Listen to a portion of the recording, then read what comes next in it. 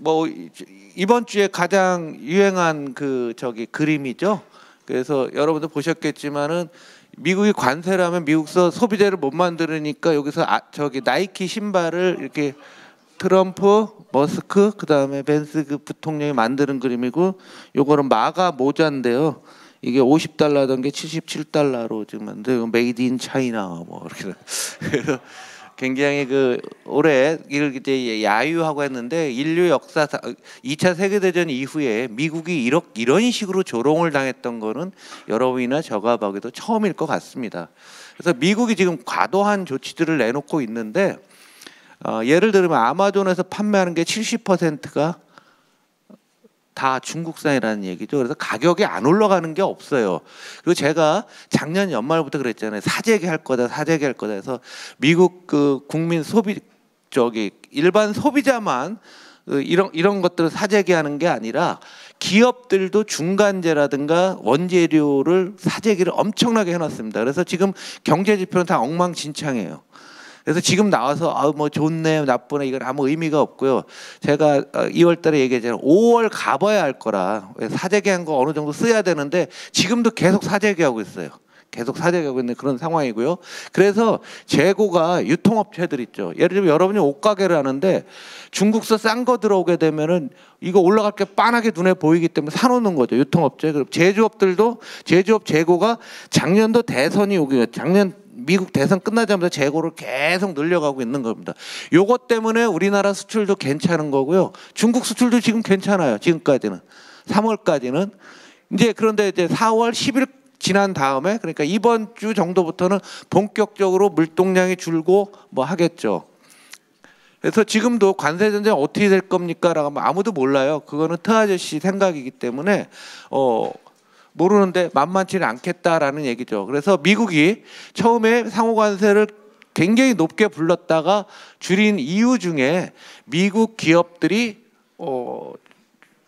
암암리에 저항이 많은 것 같습니다. 그래서 애플이 미국의 자존심이지 않습니까? 이거 빨간색이 중국서 만드는 거고 나머지 거서 만든다고 한 거예요. 그래서 인도로 생산을 전환했다라고 얘기를 하는데 어떤 사람은 20%라고도 하는 데까지 있지만 아직 인도에서 제대로 할 수가 없고요. 인도에서 만드는 아이폰의 부품은 또 중국서 가져갑니다. 그러니까 이게 별 의미가 없는 거죠. 뭐 이런 데서 만든 거예요. 테슬라 같은 경우 뭐 일론 머스크가 마찬가지죠. 테슬라도 중국의 판매 비중이 이렇게 굉장히 높은 그런 상태고요.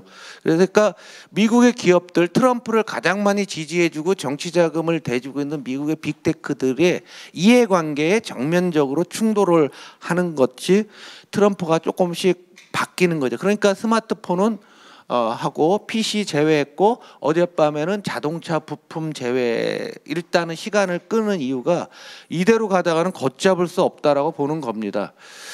그 미국 기업들이 굉장히 어려운 것 중에 하나가 두 가지 측면 뭐냐면 중국서 수입하는 비중이 있고요. 미국 기업이 중국에 수출하는 거 있는데 둘 다 지장이 있는 거잖아요. 그러니까 먼저 미국 기업이 중국으로 수출하는 거 이미 불매 운동들 막 나오고 있고 언론에 많이 나오고 있는데 이 부분도 줄겠죠. 더 큰 거는 거기서 수입하는 건데 주요 빅테크들의 중국 매출 비중을 보면 퀄컴 같은 경우가 여러분들 스마트폰에 들어가 있는 겁니다. 다 들어가 있는 겁니다. 중국 비중이 45예요. 한 20%씩 되면은 이 기업들이 야 트럼프 우리가 찍어줬는데 이 X 봐라 뭐 이런 생각들이 많이 드는 거죠. 그래서 미국 기업들이 해외에서 벌어들이는 돈은 2차 세계대전이 쭉 올랐는데 이 비중이 GDP에 차지하는 비중이 조금 요런 상태인데 이대로 가다 보면 뚝 떨어지게 되면은 미국의 성장 동력에서 수출에 별 의미는 없지만 이거마저 더 떨어지게 되면은 미국 경제에는 타격이 올 수가 있는 겁니다. 그러면서 중국은 이미 유동수 의원님 조용히 해주십시오. 여기 칠판을 화이트보드를 하나 준비해 주세요. 떠든 사람 이렇게 해서 잘 보시면 중국이 미국과 한바탕 해보겠다고 생각한 거는 2016년입니다. 그러니까 우리로 따지면 그 사드 문제가 있을 때가 그냥 단순하게 사드 문제가 아니라 미중 간에 첨예하게 이제 한번 근접점 한번 벌여보자 했던 게 그때인데 이때부터 빨간색이 아세안, 러시아, 브라질에 대한 중국의 수출을 보면 딱 2016년부터 늘죠. 이걸 다 우회해 놓은 거예요. 그래서 이번에 관세를 막 40%대 불렀다가 10%를 딱 낮추면 요로 다 전환하면 돼요. 그러면 딴 얘기는 뭐예요? 지금 미국이 하는 게 아무 소용이 없다는 얘기잖아요. 중국을 145% 관세를 줘도 우회를 다 할 테니까. 그 소용이 없으면 딴 얘기는 다시 이 말을 바꿀 가능성이 크다라고 보는 거죠. 그래서 이런 상황 때문에 금융시장이 막 움직이다가 어젯밤을 기점으로 해서 야 이제 우리 아무것도 믿지 말고 가만히 있고 그냥 좀 지켜보자. 요거로 미국이 바뀌고 있습니다.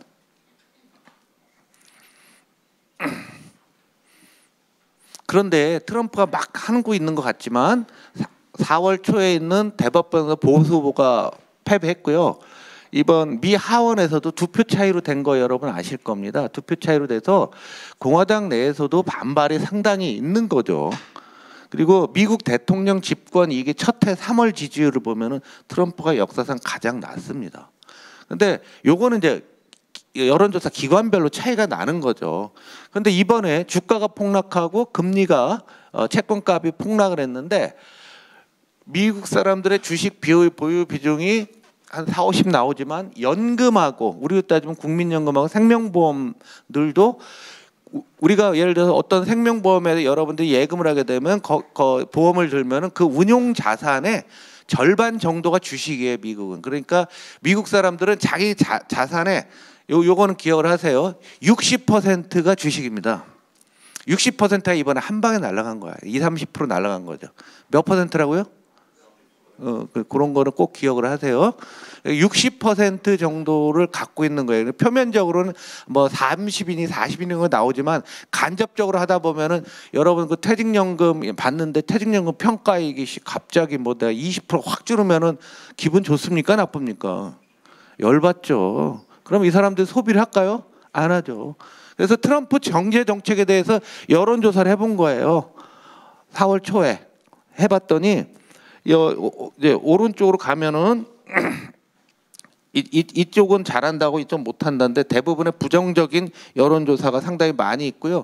그래서 어찌 됐건 트럼프에 대한 부정평가 비율이 올라와 있고 긍정평가 비율은 이게 역전이 됐습니다. 이미 3월 말부터.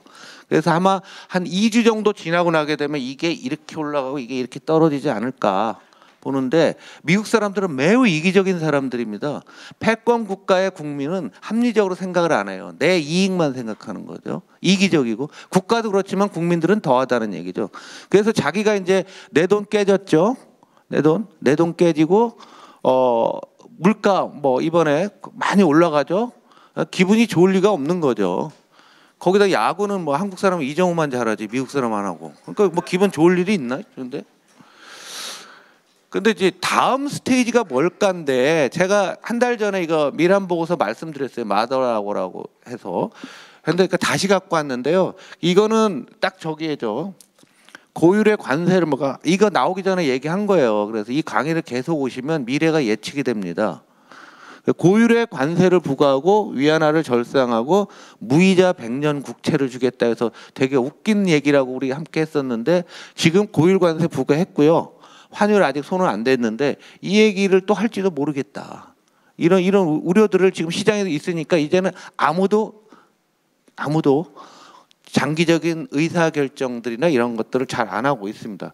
그리고 또 하나가 있었죠. 스테이블 코인이라고 해서 미국의 달러 가치가 떨어지게 되니까 그래서 오늘 가상자산의 우리나라 최고의 전문가이신 포스텍의 홍원규 교수님 모신 것도 이 스테이블 코인이 어떻게 바뀌고 있고 그 다음에 우리 이번 대선에서 가상자산 정책을 어떻게 가져가야 되는지를 중심으로 말씀을 좀 해달라고 해서 오늘 모셨고요. 그렇게 되니까 사람들이 에이씨 난 모르겠다. 알만한 건 금밖에 없다. 그래서 지금 이 와중에도 금 가격이 다시 올라가는 이런 것들을 미국이 또 준비하고 있을지 모르겠다라는 얘기죠. 그러나 이거는 잘 모르겠어요. 만약에 미국이 이런 조치를 나왔을 때 미국은 신뢰가 완전히 이루어지고 미국의 신뢰가 이루면 달러 가치가 상당히 위험해지는 거죠. 환율 문제가 좀 남아 있습니다. 환율 문제가 남은 게 지금 우리나라 원화가 굉장히 원화가 평가절하돼 있잖아요. 근데 트럼프 일기 때 이때 잘 보시면은 요때 보시게 되면은 위안화가 이렇게 올렸어요. 위안화를 올리면서 수출할 때 그거 아닙니까? 우리가 우리나라 돈 따지면 1,500원에 수출하는 거랑 1,200원에 수출하는 거 1달러 했을 때 300원 차이가 나잖아요. 300원 차이가 나니까 이번에 환율을 관세를 올려도 거기서 상당히 상세가 가능해요. 상세가 가능한데 일기 트럼프 때 중국에 25% 관세를 딱 부과하니까 중국이 환율을 여기네요. 환율을 샥 올려버렸거든요. 근데 지금 굉장히 크리티컬한 부분에 와 있어요. 이게 위안화의 달러당 위안화의 장기 그림이에요.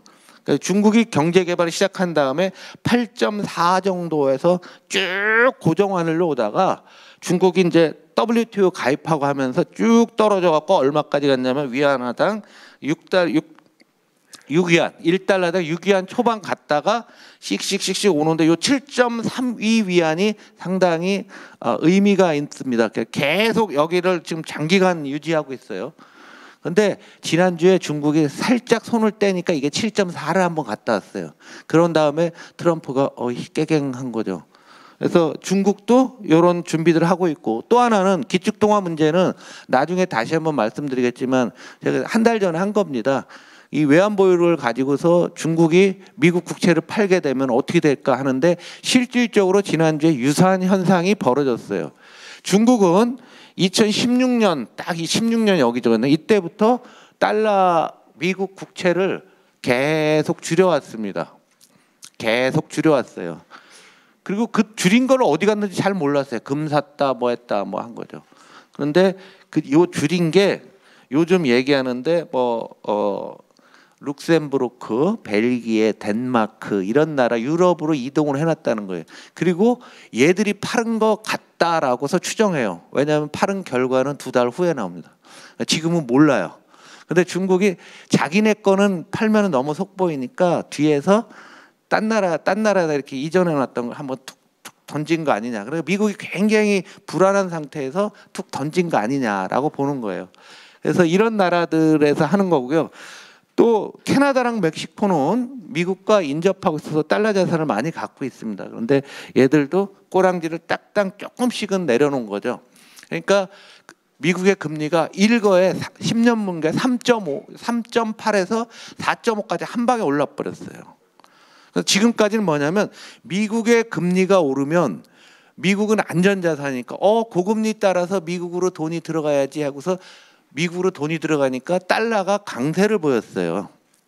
그러면 달러가 강세니까 믿을 만한 놈이 강해지니까 금값은 떨어지는 게 이게 기본적인 최근 10년간 어떤 흐름이었는데, 자, 이번엔 금리가 올라가는데 달러 가치는 떨어져 버리고 금값은 같이 올라 버리는 이상한 상황이 된 거죠.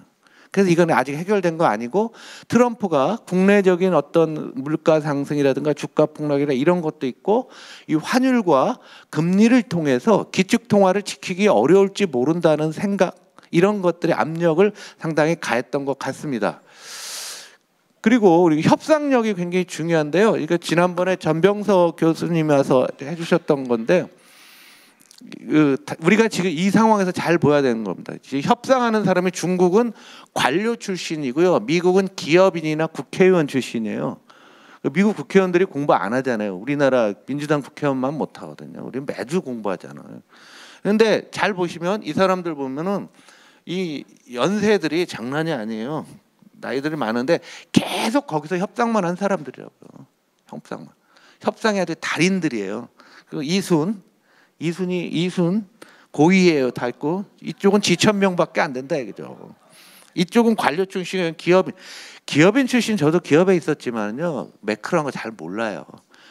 지금 협상하는 게 그렇지 않나요? 여러분들이 집 살 때 하는 협상 비슷하지 않아요? 미국 내가는 게 여기서 5억이라고 하면 에이 4, 5천 돼? 안 돼? 안 돼. 이렇게 나왔다가 또 저쪽에 꼬랑지 조금 내릴 것 같으면은 에이씨 그래 4억 6천 이런 식으로 국가 간의 어떤 협상을 하잖아요. 이거 기업인 출신들이에요. 트 아저씨와 뭐 지금 이 사람도 이런 뭐 재무장관 뭐 이런 이것들이 이제 뭐 이런 식으로 접근하는데 정책과 국가 간의 관계는 이해 당사자가 전 국민이거든요. 그렇게 협상하는 거 아닙니다. 이건 진짜 고도의 협상술이 필요한 겁니다. 그런데 마치 뭐 우리 아파트 사듯이 하는 이런 거래들을 하고 있는 거죠. 그래서 하면은 아마 판판이 질 거다라는 얘기입니다. 더군다나 그 내부에서 분열이 생겨요. 처음에 강경파로 나왔던 이 상무장관이 루트닉이라는 얘 벌써 안 보이잖아요. 머스크도 잘 안 보이잖아요. 요즘은 이제 베센트 재무장관 인양반이 이제 혼자 다들 하고 있는데 70개국 협상을 뭐 한두 달 내에 끝낼 것처럼 얘기하잖아요. 그게 그렇게 됩니까? 그래서 하여간 올 상반기 내내 굉장히 어려울 것 같다라고 보시고요. 그래서 중국도 이제는 반대급부로 뭔가 이제 슬슬 나오고 있는 거죠. 여러 가지가 있는데 보복 관세와 맞불 작전 이미 시작했고요. 환율은 한번 너 까불면 환율 한번 탁 한번 보여줬고요. 그 다음에 히토류도 그저께 뉴욕타임즈 기자 보니까 중국에서 히토류를 다 넣었는데 배에다 안 싣고 버팅기고 있답니다. 그런 기사가 났어요. 그러니까 이 히토류가 없으면 반도체도 못 만들고 2차 전지도 못 만들어요. 핵심 부품이니까. 그 다음에 내수 확대 올인, 중국 기업의 중국 진출한 미국 기업 제재 이거 뭐 당연히 할 거고요. 미국 이외의 국가 기업 우대, 아세안 뭐 이런 거 다 할 거죠.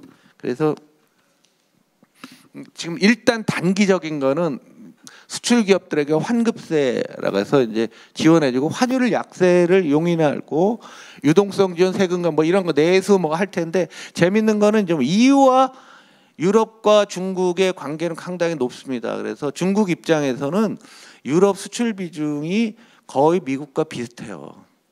그런데 중국 자동차에 대해서 미국 수입을 뭐 100% 이상 매기고 있잖아요. 근데 중국이 지금 EU도 미국이 압력을 넣어갖고서 BYD에서 27%, 뭐 GD 자동차 28, 그다음에 SAIC는 45%나 매기고 있는데 이걸 마치 내릴 것처럼 하는 거예요. 그러면 미국이 중국을 자동차 산업 특히 이런 거를 압사시키려고 하는데 유럽은 어차피 못 만들으니까 유럽으로 이렇게 나가게 되면은 큰 문제가 있다라는 거예요. 그래서 지금부터는 상상력이 필요한데 현대자동차가 미국이 막히면 중국이나 다른 아세안 지역 간다고 했는데 중국이 아니라 유럽이나 다른 지역으로 가려고 했는데 중국과 유럽이 밀착하는 듯하게 보여지니까 또 현대차는 또 우리가 좀 공격하려고 하는 시장이 사라지는 그런 효과도 있습니다. 어찌됐건 시진핑은 오늘 베트남에 가 있습니다.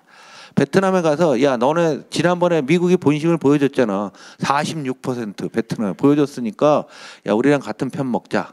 그리고 3주 전에 말씀드렸잖아요. 중국의 중간재를 베트남의 중간재를 한국 거 수입하다 지금 중국 거로 바꾸고 있잖아요. 바꾸고 있기 때문에 베트남이 굉장히 중요하고요. 그래서 베트남, 말레이시아, 캄보디아 오고요. 그 다음에 7월 달에 EU와 중국의 협상이 있는데 이번에는 중국이 EU를 갈 차례인데 EU에서 그냥 우리가 중국으로 갈게 이런 겁니다. 그러니까 EU는 버틸 힘이 있어요.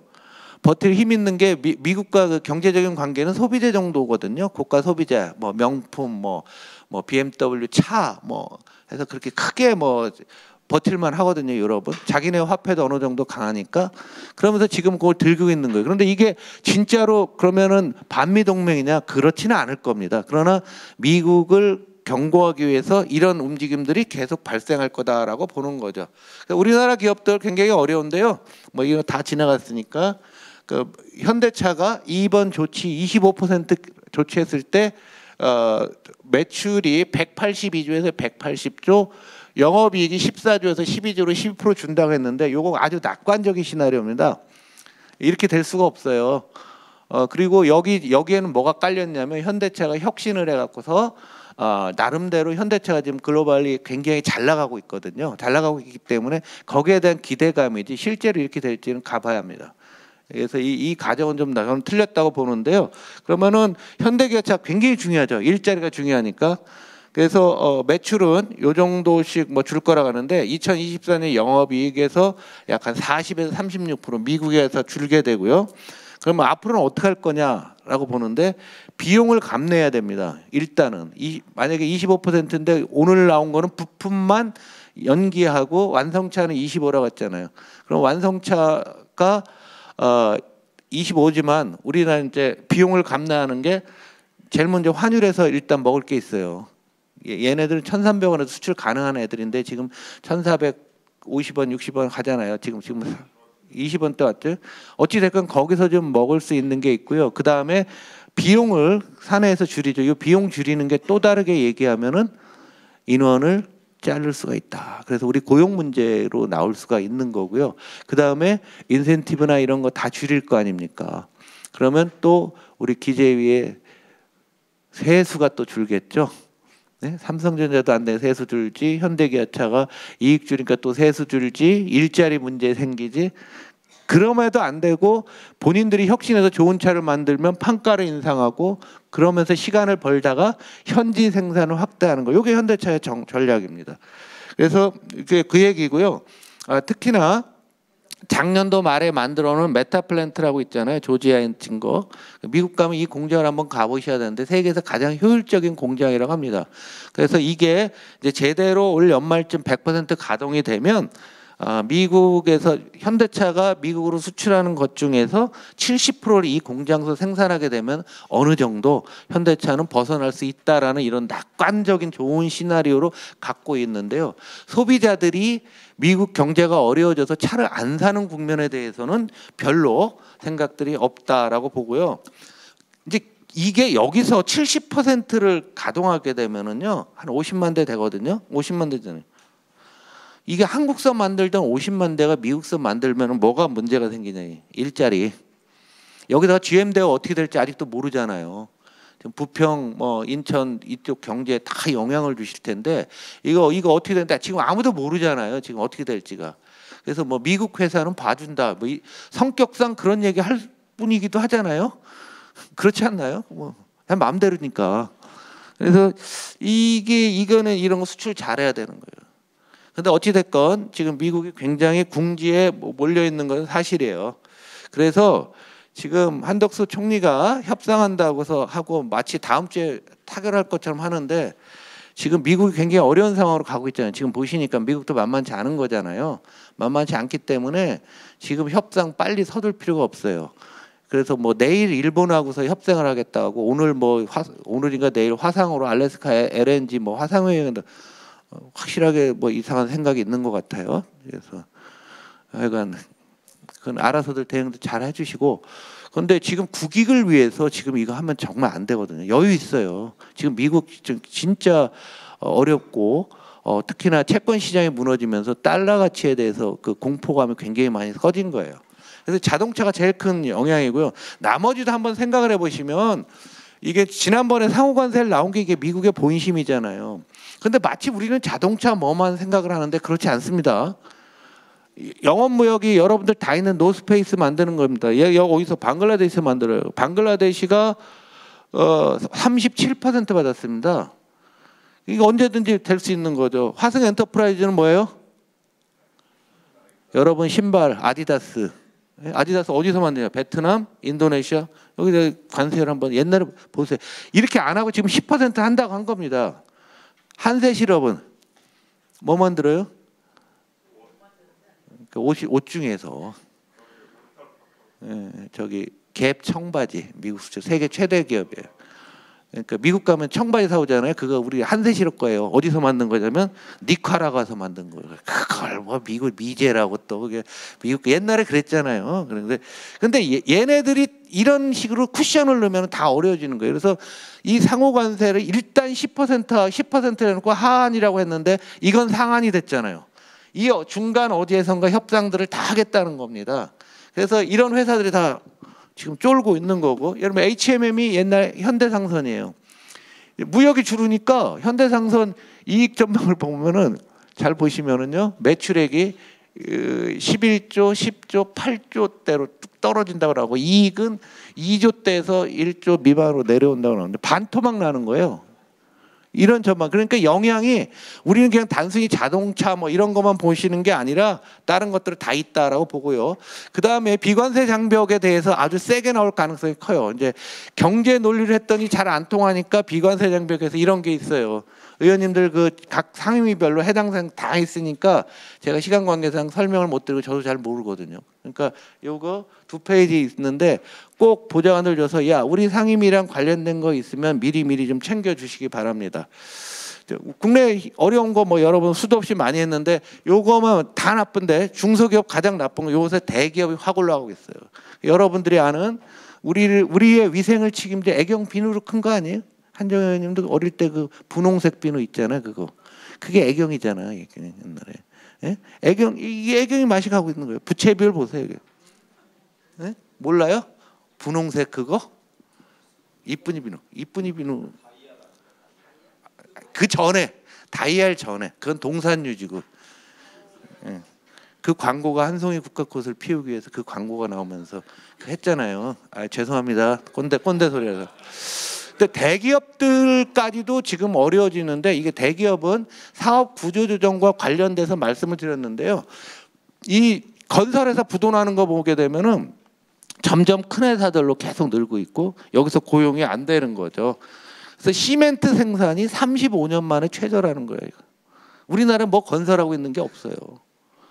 거기 그러다 보니까 고용의 문제가 생겨서 실업급여, 지급액 뭐 이런 것들이 지금 기록들을 세우고 대부분 이제 다음 달 되면 이렇게 나올 거예요. 통계 발표 이후 최저치. 그 이전은 모르지만 지금 그런 숫자들이 쭉 나오고 이거는 통계 이후 최저치 아니겠습니까? 그래서 우리 고용들 3월 고용인데 이거는 2월을 얘기하는 거예요. 3월 고용에 3월에 발표했으니까 2월 기준으로 보면은요 고용 다 안 좋아요. 제조업 11만 개 줄고 그다음 늘어나는 것은 보건, 사회복지. 이거 뭐 계속 이거 정부 중심으로 하고 고령화 사회 반영하는 거고 공공행정, 건설이 어마어마하게 줄고 있는 거죠. 시멘트랑 관련이 되고 있고 청년 실업률 7.5% 4년 만에 최고치. 그리고 1에서 17시간 그러니까 이 근로 시간 기준으로 언론에는 이런 거 안 나오는데 여기 짧게 알바 형태로 하는 일자리는 늘고 있고요. 그냥 그런 대로 하는 18에서 35시간 36시간은 뭐 늘어났습니다. 요거는 이제 저기도 있어요. 3월이 되면은요 날이 풀리면서 일자리가 늘어납니다. 그래서 40대 일자리 수와 제가 계속 보여드리고 있어요. 업데이트 해놓는데 지금 이제는 올해는 이제 여기서 이렇게 움직일 테니까 여기는 겨울이라 줄었다가 날 풀리면서 슬슬 늘고 있는데 40대보다 올라가고 있고 이번 선거에서 우리 당의 가장 강력한 지지층인 40대들이 상당한 실업에 노출돼 있고 지금 30대도 늘고 있어요. 그래서 이 고용 문제 너무 쉽게 보시면은 안 된다는 거예요. 참고로 제가 이 그림을 가장 많이 보여드렸는데 작년도 시작할 때 이때 시작한 거거든요. 이러면서 제가 그랬죠. 가랑비에 어쩌듯이 실업이 계속 줄을 거다. 그래서 이 제조업 계속 줄고 청년 일자리 계속 줄고 그다음에 이게 늘어나는 것은 다 어르신 일자리 저급한 것만 늘어나. 이 트렌드 단 한 번도 안 바뀌고 있는 거예요. 언제까지? 여러분들 이번 22대 끝날 때까지.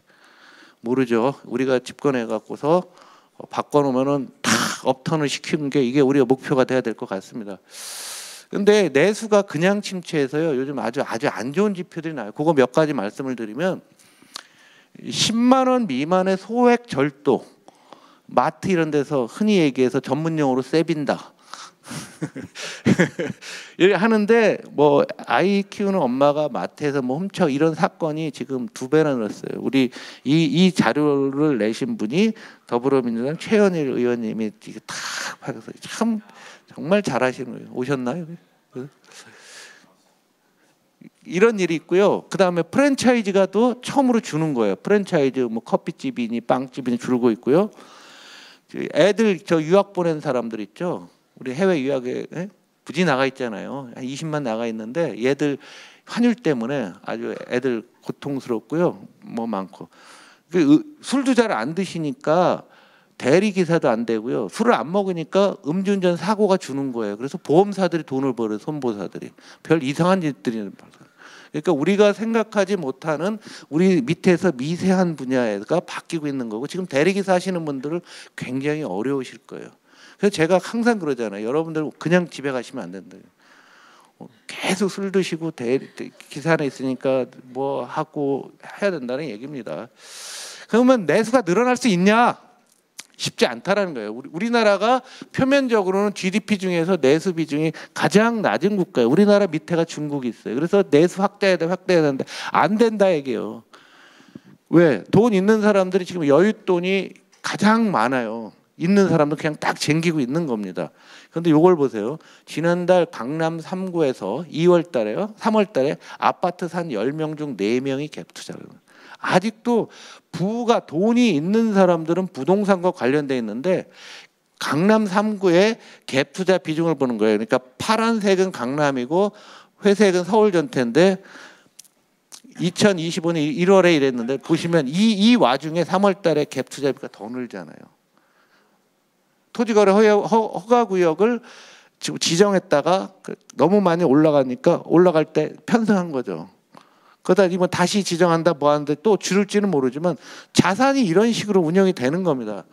과거에도 말씀드렸지만 소득 5분위 상위 20%는 당신네들 빚이 뭐가 있냐 그랬더니 담보대출, 집 살 때 대출 받아서 사고요. 또 요다음에 임대보증금이 있어요. 갭 투자해갖고서 전세자금 받은 거. 이게 두 개가 부채가 전체의 90%가 넘는 나라입니다.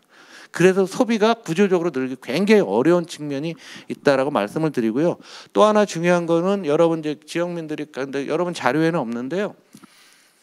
한국은 투자, 투기, 도박, 게임이 똑같은 나라가 됐습니다. 그래서 굉장히 어려운데 이번 국면에서요. 한국 투자가 세계에서 피해가 가장 컸습니다. 여기 잘 보시면 반도체주를 3배로 움직이는 거예요. 그러니까 반도체가 100원 올라가면 요거는 3배가 올라가는 건데 3배 떨어질 때는 3배로 떨어지는 겁니다. 그 회사 이름이 SOXL이라는 일종의 펀드로 보시면 되는데요. 여기 보시면은 딱 보시면 70 나오죠? 지금 여기 얼마예요? 7인가? 얼마 되나요? 예? 10 넘었어요? 많이 반등했네. 70에서 한 방에 갔는데 이 회사 주식의 95%를 한국 사람이 갖고 있어요. 요 아이온큐라고 여기 이제 양자 컴퓨터 하는 회사인데 한국 분이에요. 근데 이 회사 주식의 30%를 한국 분들이 갖고 있어요. 그러면 이번에 서학개미로 약 700만 보는데 우리나라 국장하는 한국 투자가들도 깨졌지만 해외 나간 사람들은 깨진 게 아니라 전문용어로 작살 났습니다. 그럼 소비가 늘까요? 굉장히 우리 분위기가 침체될 거예요. 그럼 여기서 강하게 반등을 하면 되는데 반등 어렵다니까요. 미국이 명확한 조치를 내려면 앞으로 2-3달이 걸려요. 이 국면에서 여러분들이 선거를 치르셔야 되는 겁니다. 굉장히 어려운 부분이고 계속 업데이트해서 드리겠습니다. 이어서 우리 포스텍 포항공대 홍원기 교수님께서 가상자산과 관련해서 이 스테이블 코인이라든가 이 가상자산 정책이 굉장히 중요합니다. 또 청년층과 관련되니까 한번 잘 들어보시기 바랍니다. 저는 마치겠습니다. 감사합니다. 이게 내리는 거예요. 요거는 올려.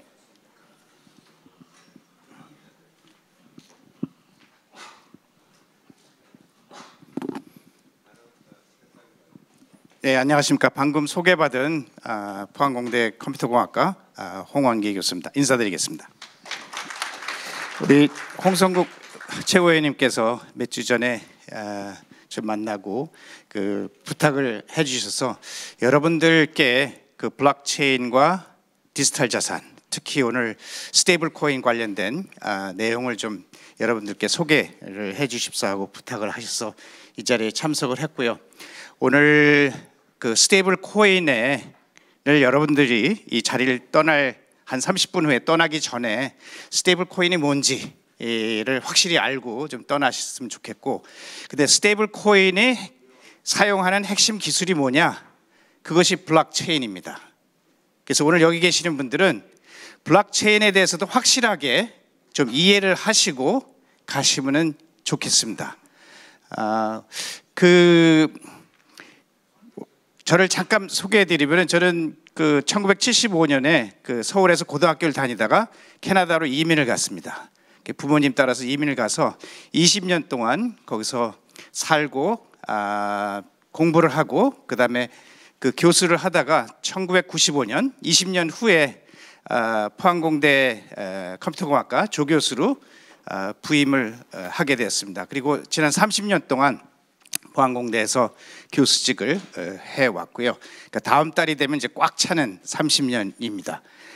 제가 여기 있으면서 30년 동안 있으면서 이제 다양한 뭐 강의와 연구 그리고 제가 운 좋게 KT에 2012년에 2년 동안 그 종합기술원장 CTO로 일도 해봤고요.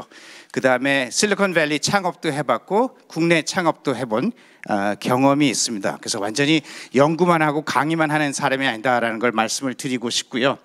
그 제가 그 2018년부터 18년부터 그 블록체인 관련된 연구와 강의를 시작을 했는데요. 그러면서도 한국에서 보니까 블록체인 기술에 대해서는 정부에서 이걸 R&D 펀딩을 지원을 하는데 그것의 가장 핵심적인 킬러 애플리케이션이고 분야인 디지털 자산, 암호화폐에 관련돼서는 펀딩을 안 해주셨어요. 그래서 저희가 연구센터를 설립할 때도 이름을 크립토 블록체인 연구센터라고 이름을 지어서 연구를 해오고 있고요. 제가 2018년부터 이게 제가 강의했던 그 홈페이지입니다. 저희 포항공대 그 대학원 과목도 강의를 했고, 그래서 2018년부터 작년까지 강의를 했고요. 이 강의한 자료들은 우리 학교뿐만 아니라 정부 교육부에서 만든 K묵이라는 그 우리 코비드 때 많이 활성화됐던 온라인 교육 콘텐츠로 제 강의 자료들이 다 올라가 있습니다. 그래서 이 자료들은 지금도 무료로 누구든지 공부를 할 수 있는 자료들이고요. 그러고 했더니 전 세계에서도 제 강의 자료를 좀 보고 강의를 듣고 싶다라고 해서 미국의 콜세라라는 그 온라인 콘텐츠 사이트에 그 스탠포드 교수가 만든 이 콜세라에 또 올라가 있습니다. 예. 그리고 2018년에 제가 블록체인 서밋 코리아라는 것을 계획을 하고 개최를 서울에서 했습니다. 이 이틀 동안 한 행사에서는 국내외 블록체인 업계에 있는 전문가들을 초청을 해서 블록체인이 뭐다, 그다음에 블록체인의 응용이 뭐다라고 하는 것을 발표를 한 계기였고요. 그 다음에는 이 분야가 이제 굉장히 뜨겠구나. 전 세계적으로 보니까 연구하는 사람들이 점점 더 많아지고 있어요. 그래서 이런 테크니컬 IEEE 블록체인 크립토커런시 컨퍼런스를 제가 IEEE의 승인을 받아서 공식적으로 서울에서 나흘 동안 개최를 했습니다. 그 이후에 그 캐나다 토론토, 그 다음에 호주 오스트레일리아, 중국 상해, 그 다음에는 두바이, 아일랜드 더블린, 그 다음에 올해는 그 피사 이탈리아에서 이 학술 대회를 개최를 합니다. 그래서 이것은 그 IEEE 컨퍼런스 블록체인 중에서는 가장 저명한 그 학술 대회로 지금 일어나고 있고요. 그 다음에 제가 대학에서 우리 학생들, 학부생들, 대학원생들한테만 이 중요한 내용을 강의를 한 것이 아니라 그 2018년 이쪽 커뮤니티의 리더들을 만나서 어떤 것이 중요한가. 특히 이제 포항공대 출신들이 굉장히 이 블록체인 분야에 잘 하고 있었습니다. 그래서 그 리더들을 만나서 뭐가 필요하냐라고 물었을 때 그 서울에 그 인더스트리 사람들을 위한 이 블록체인과 암호화폐 과정을 만들어 줬으면 좋겠습니다. 물론 학위 과정이 아니고 비학위 과정에서 12주 동안 하는 것을 매 학기 했고요. 그 코비드 할 때 코비드 기간에 2년 반 동안 잠깐 쉬었습니다. 그래서 지금 강남역인 데서 지금 하고 이번에도 한 48명 정도가 수강을 하고 있고요. 여러분들 국회의원님들께서는 굉장히 바쁘시겠지만은 여러분들 보좌관들이고 보내서 공부를 좀 하실 수 있게 하면 좋을 것 같습니다. 그래서 이런 그 산업적 그 프로그램을 진행을 해왔고요. 자, 오늘 핵심은 이제 블록체인. 블록체인. 우리 홍성국 최고위원께서는 우리 의원님들은 대부분 기본은 다 알고 계시니까 좀 스테이블 코인만 좀 포커스해서 강의를 해달라고 말씀하셨는데, 자, 그래서 이 퀴즈가 나갑니다. 블록체인이란 무엇인가? 혹시 대답해 주실 수 있는 분 계신가요? 자, 그러면 암호화폐란 무엇인가? 블록체인을 블록체인 상에서 만들어지는 그 디지털 화폐를 그 암호화폐라고 그러는데요. 그러면 블록체인 상에서 만들어진다는 게 무슨 말인가 하고 하는 것도 굉장히 중요하고, 블록체인이 무엇인가, 왜 중요한가 하고 하는 걸 간단하게 여러분들께 소개를 드리겠습니다. 그래서 이런 암호화폐고 물물 교환 시대부터 우리가 지금 피아트 법정화폐 시대까지 이르는 것도 잘 아실 거고요. 법정화폐가 뭔지도 아실 거고, 그 다음에 이제 암호화폐가 등장하게 된 그 이유는 또 한두 시간 강의를 해야 되는데, 그거는 스킵하고, 이 2008년 10월 마지막 날에 할로윈 나잇에 이 비트코인이라는 화이트 페이퍼 논문입니다. 논문이 발표가 됐어요. 우리 논문 같은 거는 제가 아까 소개해드렸던 ICBC International Conference on Blockchain Cryptocurrency 같은 거는 연구를 뭐 한 1년씩 하고 그 결과를 이제 논문화해서 제출을 하면은 전문가 심사위원들이 서너 명들이 심사를 해서 이 논문은 여기서 채택이 돼서 발표된다 안 된다 하는 것을 굉장히 엄정한 심사 규정을 갖고서 합니다. 근데 이것은 심사를 거치지 않고 인터넷에 그냥 나왔어요. 근데 여기 이름이 이제 비트코인이고, 요 사토시 나카모토라는 어떻게 보면은 그 일본 사람의 이름을 가진 저자의 논문인데, 이것은 실제적인 일본 사람도 아니고 실제적인 어떤 사람인지 아닌지 아직도 밝혀지지 않았습니다. 그래서 익명의 또는 익명의 그룹이 이걸 썼다라고 지금 돼서 지금 16년이 됐는데도 이 저자가 누군지 모르고 있어요. 아무튼 이 논문을 바탕으로 해서 나온 그 시스템이 이제 비트코인이고, 비트코인 네트워크가 이 세상에 탄생을 합니다.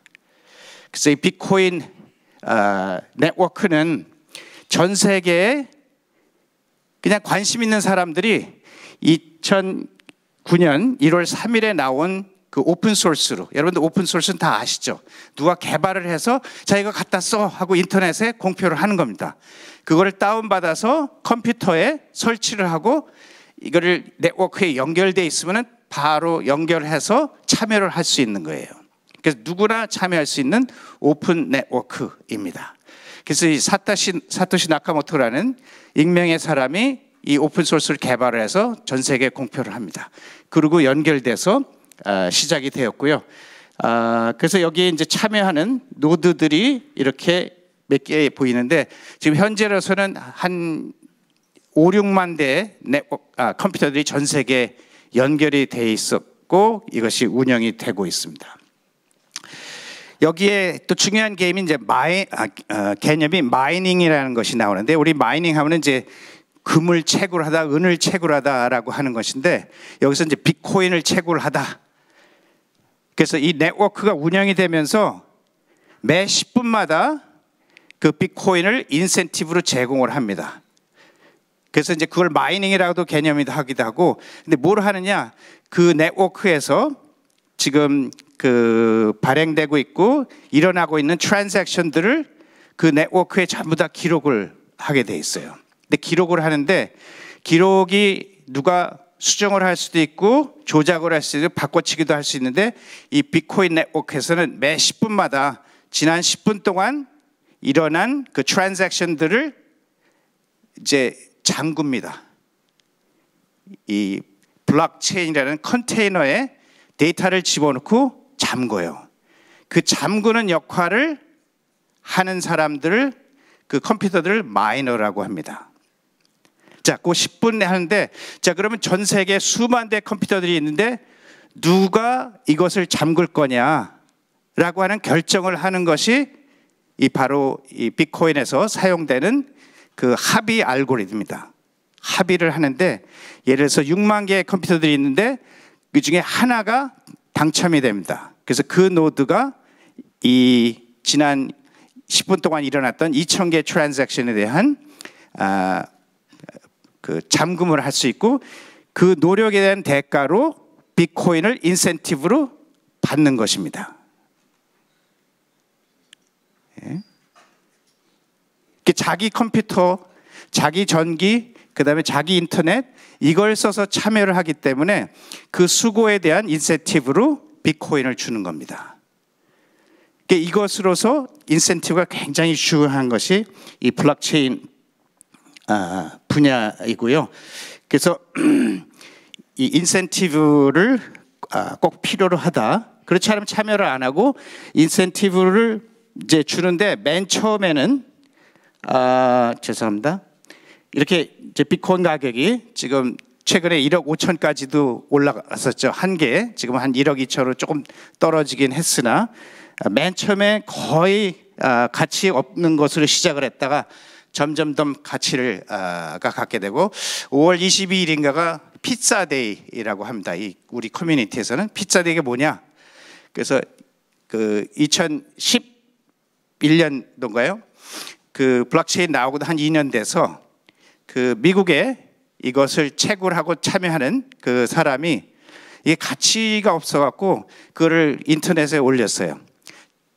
누가 피자 2판만 보내주면 내가 10,000개 비트코인을 줄게.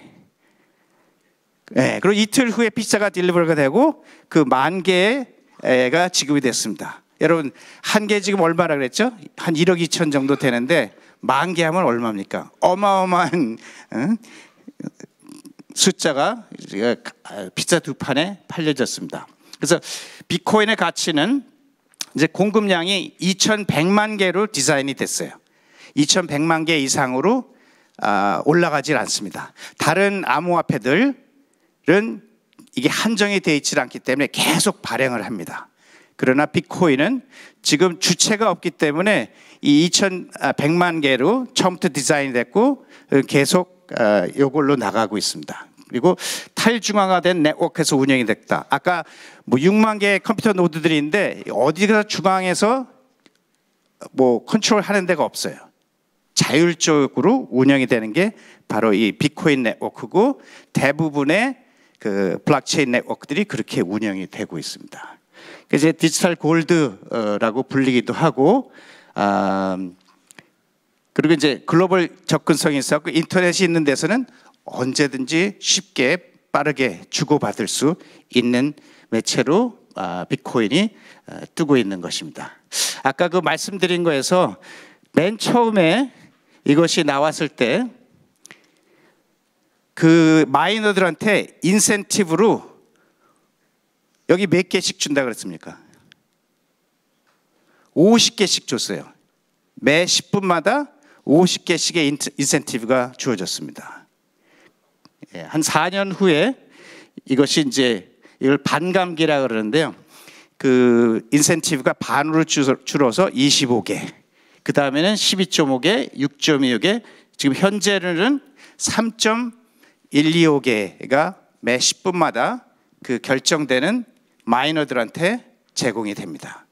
지금도 3.125면 거의 한 4억 정도가 되죠. 그래서 제 컴퓨터를 자발적으로 참여를 시켜서 이 네트워크가 운영이 되게 하는 것입니다. 이 마이너들이 많으면 많을수록 점점 더 거기에 있는 데이터들을 수정한다든가 뭘 고친다든가 하는 게 어려워서 지금 거의 불가능한 상태로 이것이 운영이 되고 있습니다. 그 블록체인에 그 활용되는 기술들을 보면요, 이쪽에 암호를 써서 그 데이터들을 암호화하고 누가 쉽게 풀지 못하게 만들어 놓고요. 데이터 구조, 분산 시스템, 이 합의 알고리즘, 아까 마이너들을 결정하는 이 알고리즘을 합의 알고리즘이라고 그러고, 그 다음에 이 블록체인 상에서 아까 암호화폐가 발행이 된다 그러는데 이 스마트 컨트랙트, 스마트 계약이라는 걸 통해서 만들어집니다. 그리고 데이터가 저장이 되고 이제 토크노믹스, 경제학 쪽인 건데 요거 빼놓고는 나머지는 전부 다 컴퓨터 공학에서 나온 연구되고 개발된 기술들이에요. 그래서 제가 80년대 캐나다 워털루 대학에서 그 박사과정 하고 할 때 이 합의 알고리즘, 뭐 분산 시스템 이런 것들을 많이 연구를 했었거든요. 그래서 제가 다시 이것을 이제 접하게 되고 연구를 할 때 이거 옛날에 내가 연구했던 분야인데 하고 해서 쉽게 이제 갖고 올 수 있었고요. 그래서 맨 처음에 블록체인, 이 비트코인 그 화이트페이퍼를 제가 소개를 드렸는데 거기에선 블록체인이라는 용어가 없습니다.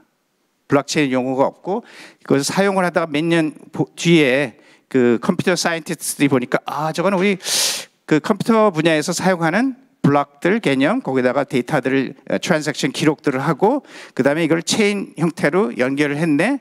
그래서 이제 블록체인이라는 개념이 나오고 사용이 되고 있는 것입니다. 여기 중요한 건 이제 블록체인의 투명성.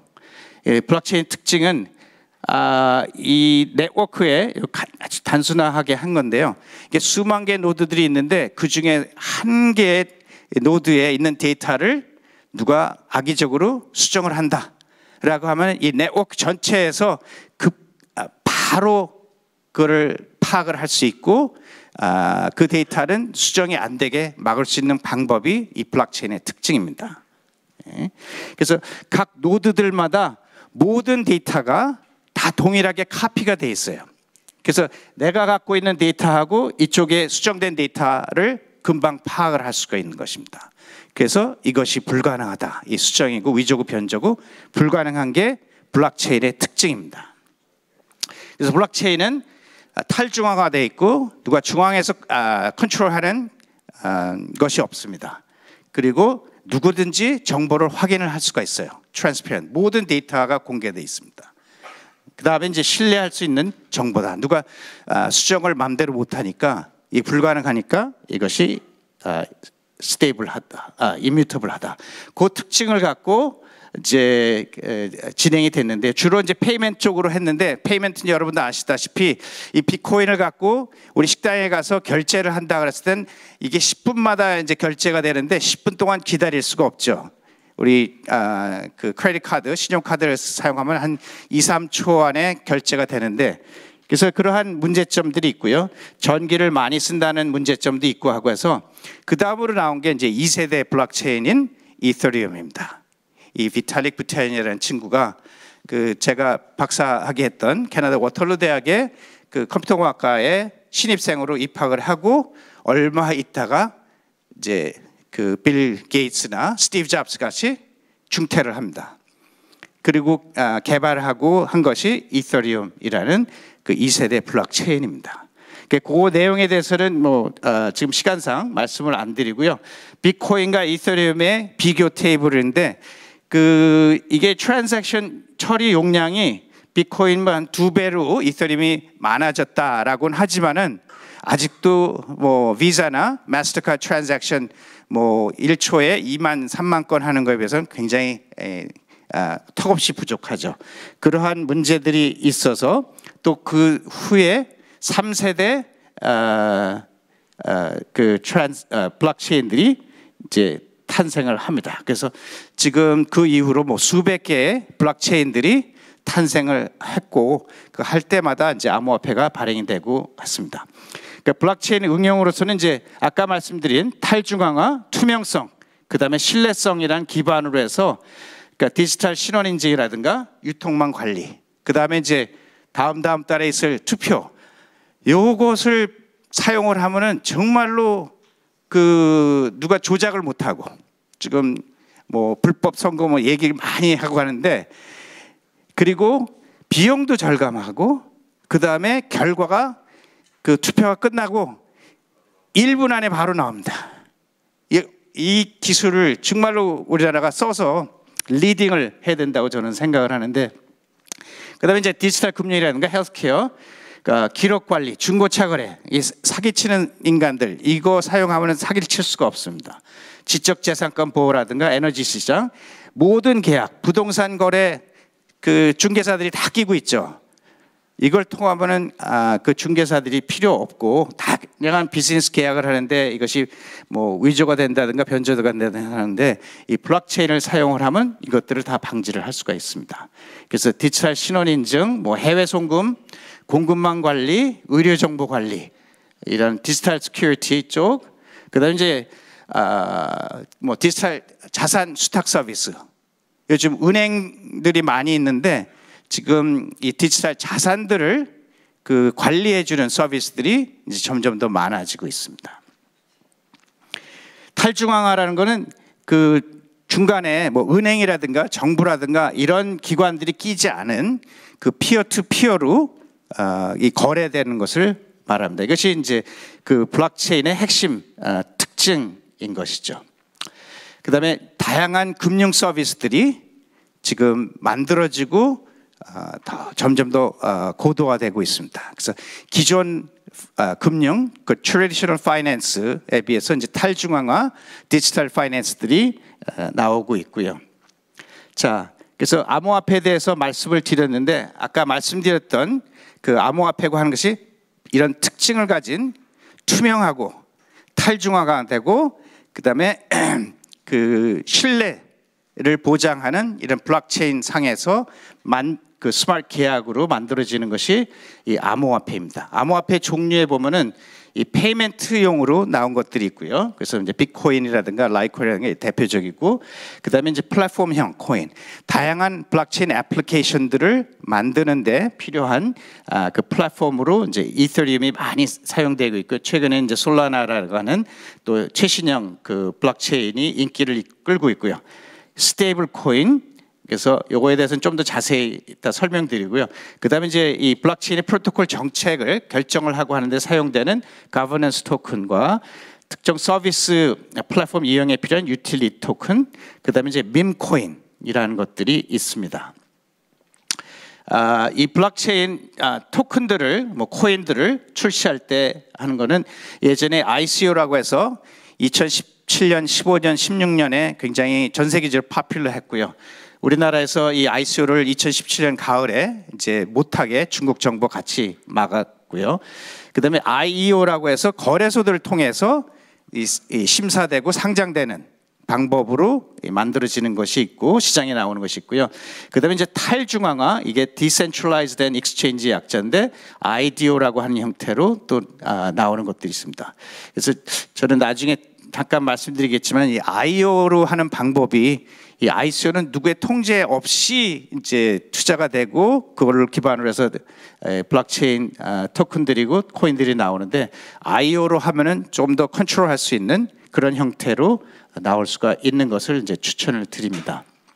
그 non-fungible 토큰이라고 NFT하고 해서 뭐 이런 예술 작품들, 뭐 그냥 개 사진 같은 것들이 엄청난 그 비용으로 판매가 되었고, 그다음에 이제 예술 작품들이랑 수집품, 게임 아이템, 뭐 부동산, 골동품 등이 토큰화돼서 이제 거래가 되고 하고 하는 것도 블록체인 기반으로 non-fungible 토큰이라는 개념으로, fungible 하다라고 하는 것은 우리가 갖고 있는 돈, 화폐, 달러가 되건 한화가 되건 서로 주고받아도 전혀 문제가 없는, 교환할 수 있는, 그걸 이제 fungible이라고 하고요.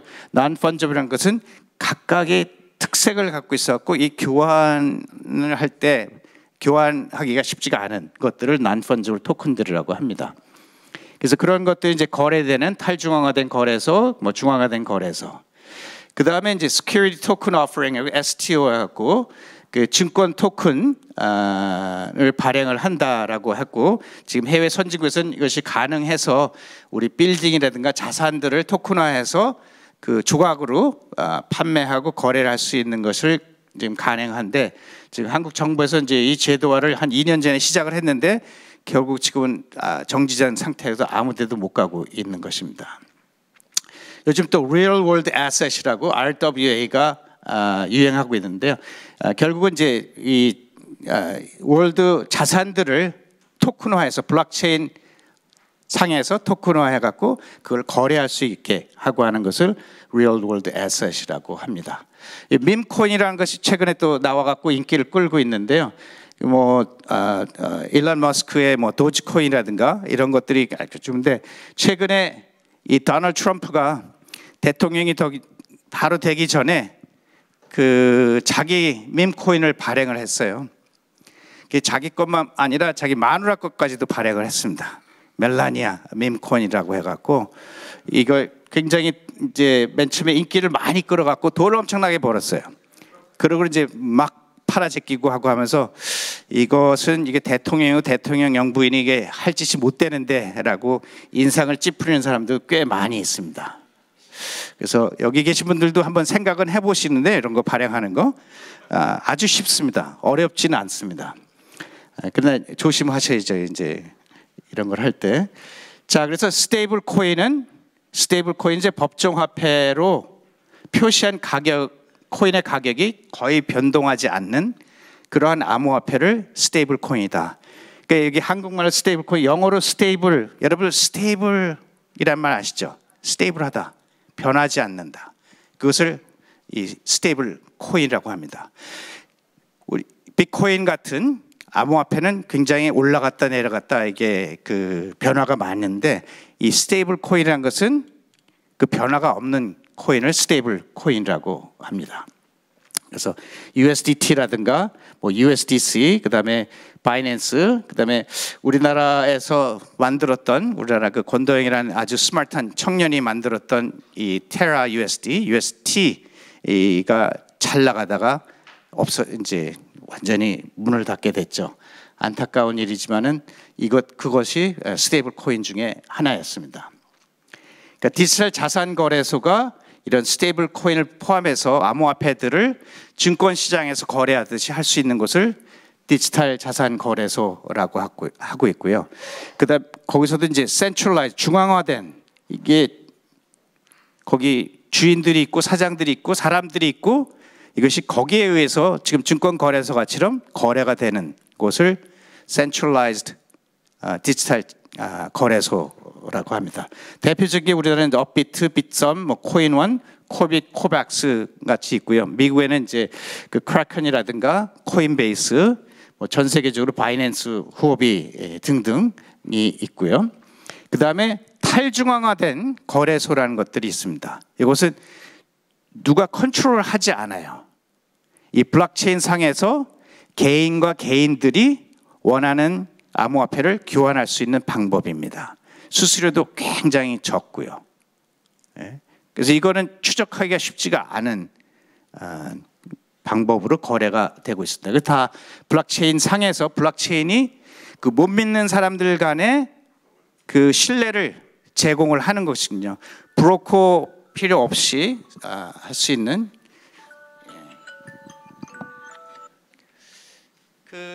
그것을 탈중앙화, Decentralized Exchange라고 하고요. 거래소가 이 디지털 자산 거래소는 365, 24시간 운영이 됩니다. 그다음에 우리 여러분들 지갑에 뭐 5만 원권들 화폐, 크레딧 카드 갖고 있듯이 이 암호화폐를 받고 가지고 보내고 하려면 지갑이 필요합니다. 이것은 이제 디지털 암호화폐 크립토 월렛이라고 하고 하는데요. 여기에 이제 종류가 몇 가지가 있고요. 이렇게 종이 지갑도 있고요. 그다음에 모바일 그 스마트폰에 모바일 앱으로 사용도 할 수도 있고 그것을 이제 따로 저장 USB 같은데 저장도 할 수가 있습니다. 디지털 자산 거래소의 지갑도 하나씩 만들어주고요. 여러분들이 계좌를 만들면 자 스테이블 코인에 대해서 아까 말씀드렸듯이 암호화폐는 가격 변동이 많습니다. 그러나 그러고 하고 했을 때 이게 판매하고 구매하고 일론 머스크가 그 비트코인으로 그 테슬라 자동차를 판매하겠다라고 2, 3년 전에 얘기도 했었는데요. 그렇게 되면 이제 비트코인 가격이 올라가면은 그 판매자들한테는 좋은 거고 그걸 이용한 사람한테는 이제 손해 보는 뭐 등등의 이게 문제가 있습니다. 그래서 아까 말씀드렸듯이 법정화폐 그 달러라든가 등등의 그 패깅된 그 암호화폐를 스테이블 코인이라고 했죠. 그래서 스테이블 코인은 이렇게 USDT는 US 달러 중에 가장 파퓰러한 스테이블 코인인데요. 이 테더라고 하는 회사에서 만들어낸 이게 스테이블 코인인데 가격이 거의 일정합니다. 다른 스테이블 코인 US 달러를 패깅한 것들도 마찬가지고요. 지금 보면은 스테이블 코인의 종류가 이렇게 US 달러나 뭐 유로나 재패니즈 옌이나 이런 법정화폐를 기반으로 하는 것들이 있고요. 그 다음에 암호화폐를 담보로 잡아서 발행하는 또 스테이블 코인들이 있습니다. 그리고 이런 알고리즘 기반으로 해서 만든 스테이블 코인들이 있는데 요거는 요즘은 거의 사용은 안 되고 있고요. 미국에서 이제 불법으로 못하게 하고 있고 한 것이 이 알고리즘 기반입니다. 그래서 스테이블 코인은 지금 보면은 전 세계적으로 USDT가 한 64% 마켓 셰어를 갖고 있고 USDC 이것은 미국에 있는 회사고요. 100% 미국 부채를 기반으로 해서 발행을 한 것이고 이것이 한 24.5%. 그 발행을 한다는 것이 이게 산다 그랬을 때 누가 산다 그랬을 때 그만큼의 미국 그 채권을 사서 그걸 담보로 발행을 하는 것입니다. 지금 관련법을 보면요, 유럽의 미카라고 해서 미카가 Markets in Crypto Assets에서 그 유럽 차원의 통합 암호 자산 규제 프레임워크로 작년에 본격 시행이 됐습니다. 그래서 거기에 이제 스테이블 코인 발행 요건, 그래서 준비금 1대1로 꼭 담보가 있어야 된다. 감시 체계를 갖추고 그 다음에 AML KYC 규정 준수를 해야 되고 그다음에 소비자 보호 및 시장 안정성을 확보를 해야 된다라고 하는 것이고요. 스테이블 코인의 종류들이 뭐 일렉트로닉 머니 토큰이라든가 아니면 가산 참조 토큰, 그리고 여기서 중요한 건 이제 EU 내 법인만 발행을 EU 스테이블 코인을 할 수 있다라고 하는 것이고요. 일본에도 이미 그 스테이블 코인화가 제도가 돼서 2023년부터 진행이 되고 있고요. 그다음에 홍콩에서도 스테이블 코인 허브로 지금 전환을 하고 있고 홍콩 내 법인으로 별도 라이선스가 취득을 하면은 이 스테이블 코인을 발행을 할 수가 있다라고 하는 것입니다. 그래서 최근에 미국의 이제 지니어스 액트라고 해서 2월달에 이 스테이블 코인 관련된 법안을 발의를 하고 지금 통과 중에 있고요. 아마 이번 7월달 내로 이것이 통과를 할 것이다. 라고 예측을 하고 있습니다. 근데 여기서는 이제 그 글로벌 기업들이 이것을 발행을 하는 것을 미국 회사들 당연하고요. 그리고 글로벌 기업들이 발행을 할 수 있게 하겠다라고 하는 것입니다. 그래서 아까 우리 홍성국 의원님께서 최고위원님께서 말씀하셨듯이 트럼프 행정부의 디지털 자산 전략에 이 스테이블 코인이 굉장히 중요한 역할을 하고 있습니다. 그래서 스테이블 코인을 한국에서도 발행을 할 수가 있어요. 불행하게도 지금 법안이 없어갖고 그거를 하면은 이제 조금 이따 또 끌려갈 수도 있고 하고 하는데 이것을 지금 국가 전략 자산으로 해서 지금 비트코인을 한 100만 개 이상을 비축하겠다. 이걸 갖고서는 그 지금 빚진 거를 많이 좀 갚겠다라고 하는 야심을 갖고 있고요. 이것을 발행을 할 때 미국 국채를 담보로 해서 발행을 하는 것이 바로 이 지니어스 법안입니다. 그래서 그 달러 패권 강화 및 이제 국채 금리 안정화의 효과를 기대를 하고 있는 것이 도널드 트럼프 행정부의 그 전략입니다. 자, 이제 마지막으로 제가 여러분들께 당부드리고 싶은 것이 몇 가지가 있는데요. 지금 이 분야가 우리나라가 리딩을 했었습니다. 2017년, 18년까지만 해도 전 세계 1등을 하고 있었는데 그 ICO를 못하게 하면서 그 아까 말씀드렸죠. 블록체인 애플리케이션, 블록체인 응용들, 블록체인은 그 인센티브가 굉장히 중요하다라고 했는데 그 ICO를 못하게 하니까 그 해외로 젊은 사람들이 다 떠났습니다. 우수한 인재들이 다 떠나서 그 싱가포르 또는 뭐 두바이, 아부다비 이런 데로 많이 나갔어요. 이 법정화 스테이블 코인 뭐 시장은 굉장히 크고 계속해서 발전을 할 거라고 하는 데이터이고요. 요거는 아까 말씀드렸던 거고, 이 스테이블 코인의 활용도에 대해서 말씀드리면 이제 결제 및 송금이 기존 방법보다 훨씬 우수하다. 예. 그다음에 지금 암호화폐 거래소, 그게 중앙화거래소가 되건 탈중앙화거래소가 되건 이게 기축통화로 스테이블 코인이 사용이 되고 있습니다. 그다음에 신흥시장에서 금융 접근성이 향상이 되고 있고, 국내에서는 동대문 시장이나 남대문 시장 가면은 해외 바이어들이 와서 이 결제를 지금 스테이블 코인으로 하고 있습니다. 이런 상황입니다. 그러니까 이랬을 때 그 디지털 산업을 위한 지금 명확한 법계 규제가 없습니다. 대한민국에. 이것이 가장 큰 문제입니다.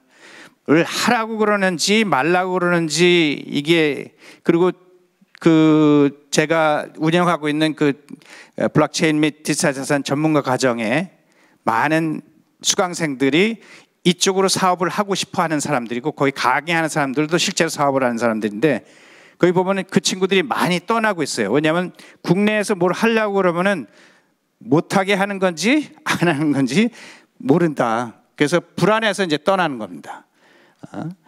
그래서 이러한 명확한 법과 규제가 필요로 합니다. 두 번째로는 이제 디지털 자산 전략기구의 설립이 필요로 하다. 잘 아시겠지만 그 도널드 트럼프 행정부의 백악관 내에 데이비드 삭스라는 친구를 모셔서 이 친구가 AI와 이 디지털 자산 쪽에 컨트롤 타워를 맡겼습니다. 그렇듯이 우리나라에도 대통령 직속의 디지털 자산 위원회가 꼭 있어야 된다고 저는 생각을 합니다. 그래서 이 컨트롤 타워가 있어서 이 굉장히 중요한 분야를 이끌어야 됩니다. 그리고 대통령이 직접 이것을 통솔해야 됩니다. 그 세 번째로는 이제 말씀드렸듯이 많은 인재들이 떠났습니다. 그래서 이 분야에 인재들을 찾을 수가 없습니다.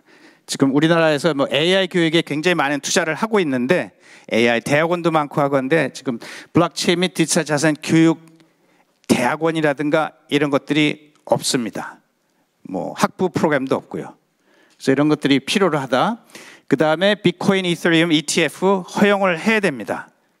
작년 그 초에 그 미국 그 SEC가 비트코인 ETF를 승인을 했지 않습니까? 그리고 홍콩에서도 당연히 지금 ETF를 허용해서 하고 있는데 우리나라는 못 하고 있다.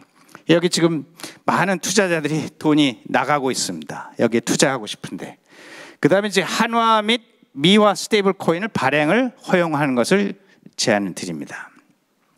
자, 한화 스테이블 코인, 국내에서의 많은 거래들이고 하고 하는 거를 이 한화 스테이블 코인으로 하면 좋지 않겠냐. 그리고 지금 해외 그 K 컬처, K 팝, K 드라마 팬들이 엄청 많은데, 이것을 해외에서 한화로 결제를 할 수 있게 스테이블 코인으로 하고 한다면은 한화 그 방어에도 많은 도움이 될 거라 생각하고요. 자, 미화 스테이블 코인 왜 그걸 허용을 하면 좋겠느냐?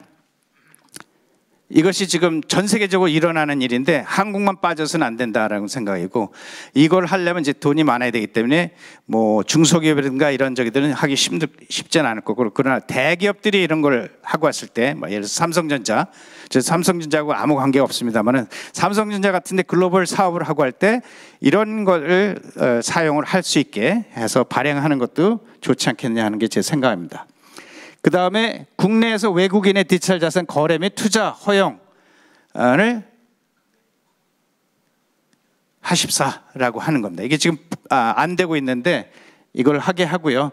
그 다음에 이제 국내 법인, 요거는 뭐 된다고는 얘기는 하고 있지만은 아직도 안 되고, 국내 법인의 디지털 자산 및 취득 거래 허용을 제안드리고, 그 다음에 아까 잠깐 말씀드렸듯이 이 블록체인 프로젝트 아주 참신한 아이디어를 갖고 있어갖고 새로운 것들을 혁신적인 서비스를 만들어내고 할 때 거기에 토큰들을 발행을 할 수 있어야 되는데 지금 못해서 해외로 나가고 있다라고 하는 거예요. 그래서 이제 IO 기반, 그 거래소 기반으로 허가제를 도입을 해서 발행을 허용하는 것을 제안을 드립니다. 그다음에 디지털 자산의 합리적 과세 제도, 뭐 금투세 법안이 폐지되었으니까 디지털 자산 과세도 폐지돼야 하는 것을 추천드리고요. 자, 이런 것들을 이제 제안을 드린 것은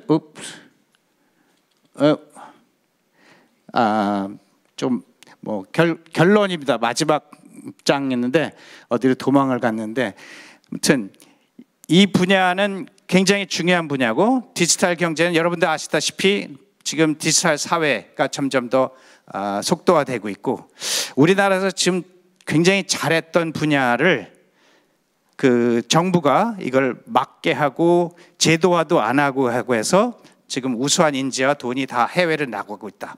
오히려 우리가 끌어들일 수 있는 좋은 기회이고 환경을 갖고 있는데도 그걸 하지 못하고 있다라고 하는 게 참 안타깝다라고 하는 말씀을 드리고 싶고, 여기 계신 국회의원님들께서 이 제안들을 좀 채택을 해주셔서 그 가능하게 한다면은 우리나라가 많이 발전할 수 있지 않을까 하고 하는 뜻에서 말씀을 드렸습니다. 감사합니다.